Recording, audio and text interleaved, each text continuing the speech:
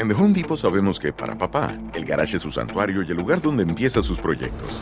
Así que regálale más espacio con cajas de herramientas con ruedas y organizadores que se montan en la pared para que tenga todo a la mano. Y claro, nunca está de más regalarle herramientas nuevas para su colección. Como el combo Kit Ryobi de 2 herramientas con atornillador y taladro por solo $99. Este Día del Padre, encuentra herramientas de almacenaje con precios bajos garantizados en The Home Depot. Aplican exclusiones. Visita homedepot.com/price match para más detalles.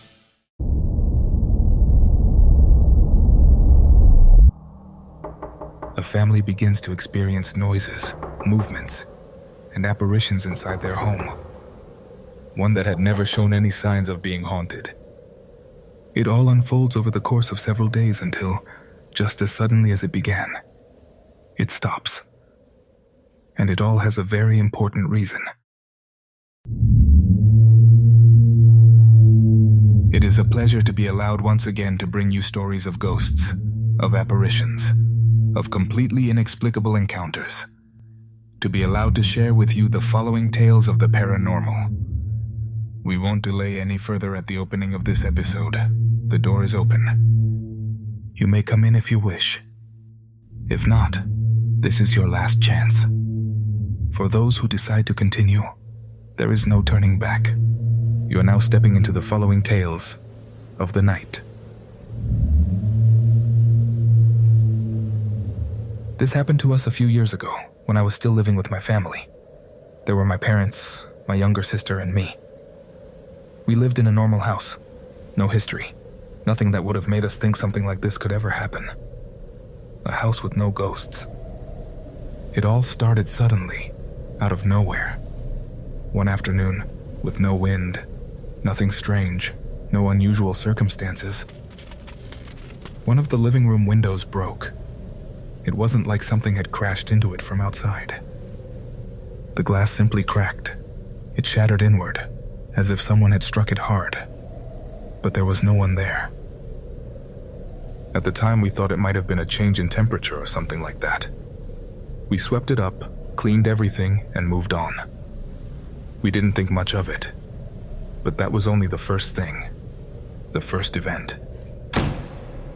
That same night, late, we started hearing doors slam shut throughout the house. First one, then another, then another. As if someone were walking through the house banging them shut. My father got up to check, thinking someone had broken in, but he found nothing. Truly, nothing at all out of the ordinary. Everything was locked. The following day, in the early hours of the morning, we all heard noise coming from the kitchen. And it wasn't a faint sound, or something we could have mistaken for anything normal. It was dishes, as if someone were moving them or knocking them against each other, and it was so loud and so clear that it woke all of us up. I remember my mom was the first one out of bed, and we followed behind her. But when we got to the kitchen, there was nothing. Everything was exactly in its place.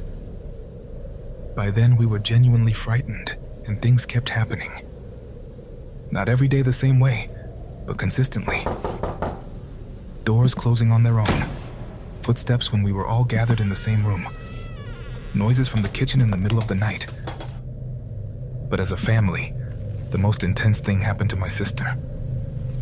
She was the youngest, and one night she went into her room to go to bed and started screaming. When we got there, her clothes were strewn all over the room. Everything she had in the wardrobe was on the floor, as if someone had thrown it all out in a frenzy, in a rage. There was no way that could have happened on its own. From that point on, we could no longer ignore it. Those were very heavy days. No one wanted to be left alone in the house. We slept together with the lights on. I swear it. Any sound would wake us up. We felt that something was there, but we didn't know what. And that is how things were for 9 full days. Exactly 9. After that, everything stopped. From one day to the next, the house returned to normal. No more noises, nothing else broke, nothing moved. It was as if it had never happened. Over time, we left it behind. Until several months later. One day, a lawyer came looking for my mother. He told her he needed to speak with her regarding an inheritance. It turned out that her father, whom she had practically never known because he had another family and had never acknowledged her, had passed away. And yet, he had left her a piece of land, even though he had only seen her once when she was a child. My mother was very surprised, but agreed to look at the paperwork. That was when she noticed something that left us all speechless. The date of his death. It was the same day everything had begun in the house. We counted the days, and it matched as well. 9 days. A Novenario. The 9 days of prayer for the dead. My grandmother was the first one to say it. That he surely had not been at peace. That somehow he had tried to make himself known, to get close to my mother. And that when the 9 days were complete, he was finally able to go. We don't know what it was. In fact, we never saw anything.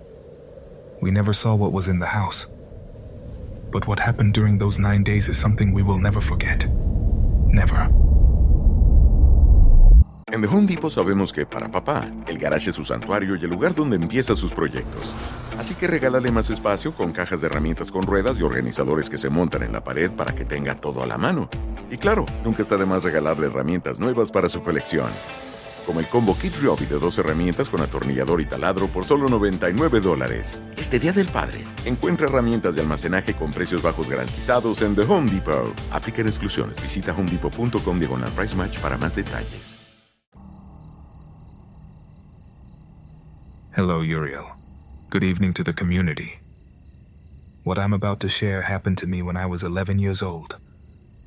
For a long time, I remembered it simply as something that had happened on my street. One of those stories neighbors tell each other, and that grow larger with the years. Until sometime later, I understood something that I'm still not sure isn't even more disturbing. I grew up on a street where everyone knew each other. One of those old-fashioned neighborhoods from before, where you know who leaves early for work, who comes home late, which house always has its light on. Around that time, people started saying that La Llorona passed through at night, but not the way the legend is usually told, not as something someone heard about somewhere else, as something that was happening right there, on our street, almost every night. A living legend. They said it was a young woman, someone who looked very real, dressed in white, who walked crying through the night but never let you see her face. At first, nobody took it too seriously. At least not much.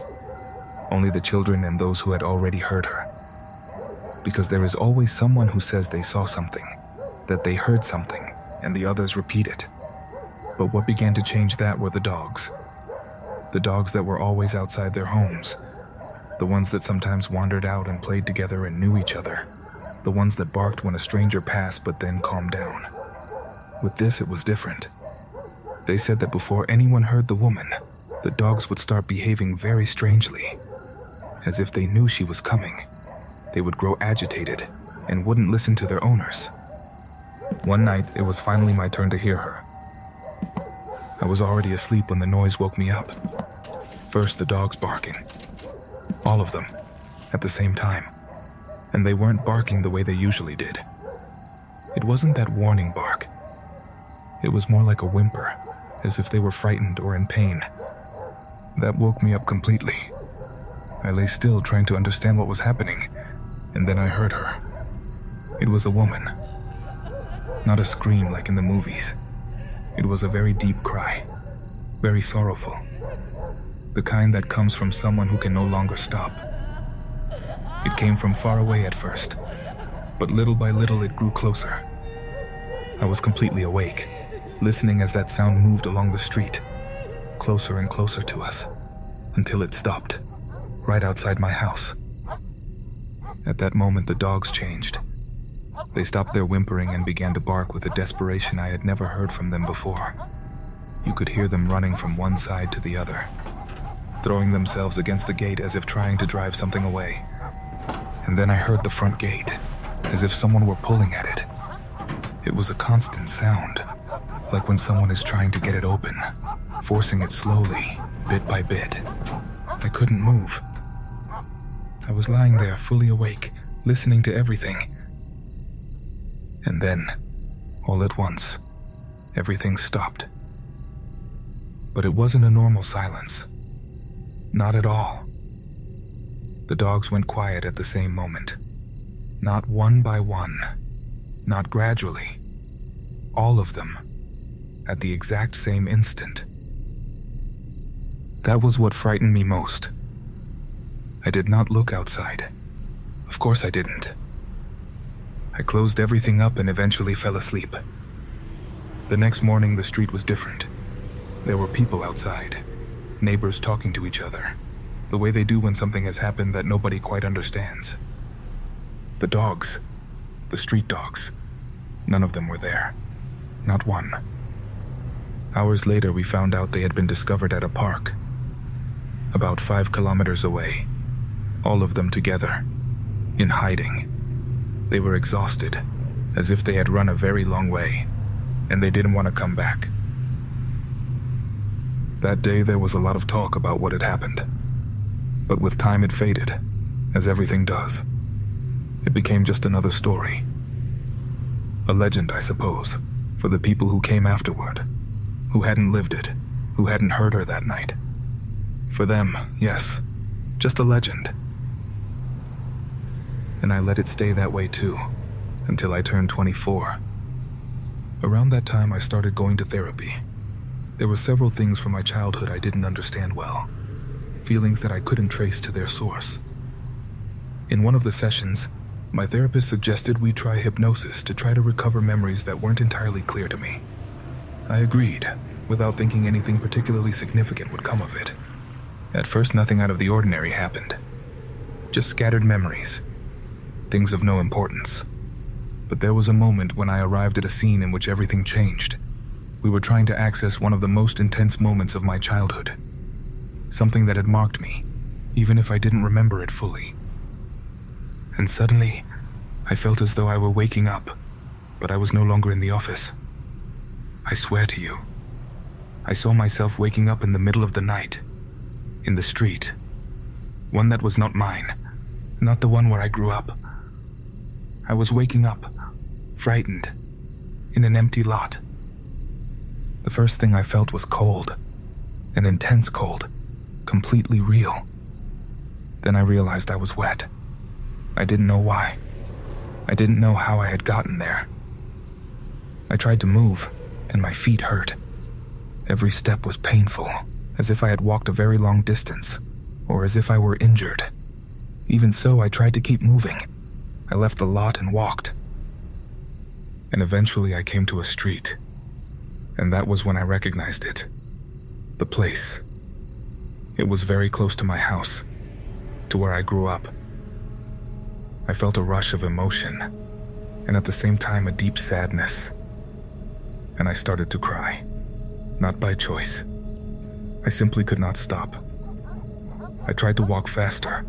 I wanted to get home, but the dogs started to react. They barked at me the way they do when they don't recognize you. A different bark.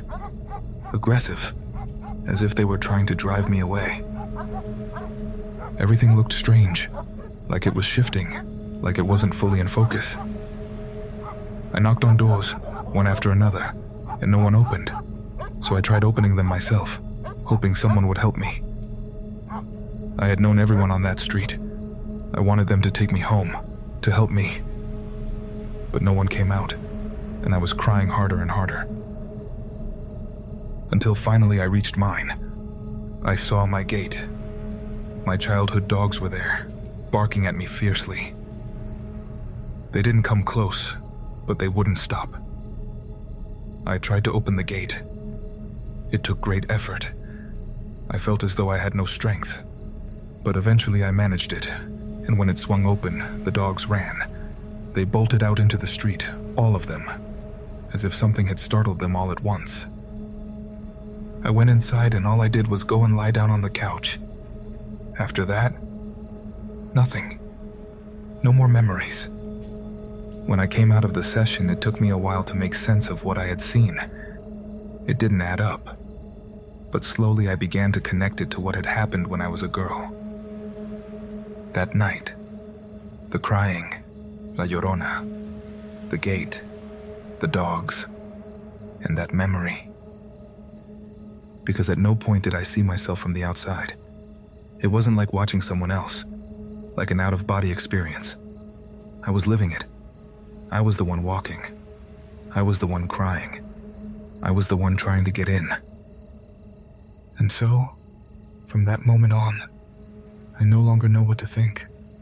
Whether that night it was me who frightened everyone on that street, or whether what I remembered was not my own memory at all, and I had entered the memory of a ghost. En The Home Depot sabemos que para papá, el garage es su santuario y el lugar donde empieza sus proyectos. Así que regálale más espacio con cajas de herramientas con ruedas y organizadores que se montan en la pared para que tenga todo a la mano. Y claro, nunca está de más regalarle herramientas nuevas para su colección. Como el combo Kit Ryobi de 2 herramientas con atornillador y taladro por solo $99. Este Día del Padre, encuentra herramientas de almacenaje con precios bajos garantizados en The Home Depot. Aplican exclusiones. Visita homedepot.com/price match para más detalles. One night he went to a dance. That was already unusual because normally he went with his sisters, my aunts. But that time he went alone. Here in the village, dances are very common. There's practically one going on all year round. That was where he saw her. My family says she was a very beautiful young woman. Tall, dark-complexioned, with long hair and a white dress. And that was what caught his attention most of all. Nobody knew her. In a small village, that doesn't happen. Everyone knows who everyone is, and when someone new arrives, it's noticed immediately. But he had never seen her in the village before. Even so, he approached her. They danced several songs together. They talked, as if they had known each other for a long time. That was also something that always seemed strange to him afterward, because the conversation flowed too naturally. At some point she told him where she lived, but the address didn't make sense to him. It was a road he walked every day, and yet he said nothing. He figured she had perhaps moved in recently, or that he simply hadn't noticed her before, though that seemed unlikely. When it was getting late, she asked him to walk her home. She said she was going alone and that it was on his way. My uncle agreed. They say he did it because he liked her very much and thought something more might come of that night. They left the dance and began to walk. The road was dark, as roads tend to be in villages. They made their way slowly until they reached an area that people had already avoided for some time. Oh well, that place had always had a certain reputation. Stories were told about it. But in that moment he forgot all of that, still distracted and thinking about her. Until something didn't sit right with him. Something very strange. He says he noticed that the sound of her footsteps wasn't quite right, as if they didn't match the pace at which she moved. He looked down, and that was when he saw that the young woman had no feet. She had the hooves of a goat, and the most unsettling part was that she kept walking and talking as if nothing were wrong, as if there were nothing unusual at all, as if it were the most natural thing in the world. And my uncle stopped thinking about anything else and broke into a run. He ran without looking back, without stopping, all the way to his house. When he got there, he told his mother, but she didn't believe him. She thought he was exaggerating, or that it was a joke. Time passed, and that place, that well, kept giving people reasons to talk. Men began to be found there every so often, always the same way, drowned, as if they had stumbled in during a night of drinking. Eventually the decision was made to seal it. Nobody wanted to go near it anymore. And here is where the story gets even stranger. Years later, when my uncle passed away, something happened at the wake that no one could explain. A woman arrived. A woman nobody knew. She was very beautiful, with black hair, dressed in black as well, with a veil covering her face. That also drew attention, because in my family it is not the custom to wear that kind of clothing at a wake. She sat in the back, apart from everyone. She didn't speak to anyone. When people passed around bread and coffee, she accepted nothing. She simply sat there, crying. She did so for a long time. They say she left around 2 in the morning and did not return. She was not at the burial. she was not at the prayers afterward. And to this day, community, no one knows who she was. But I think you can imagine what our theory is.